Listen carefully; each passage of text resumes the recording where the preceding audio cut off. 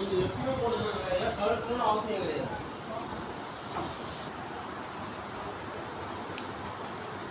அதுதான்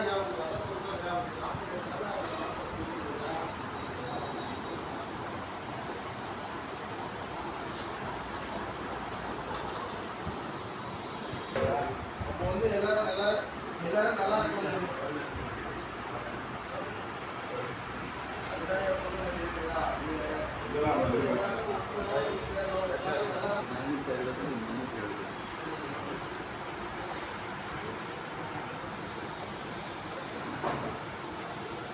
ஒரிஜினலான எப்படி நம்ம இது பண்ணுறது?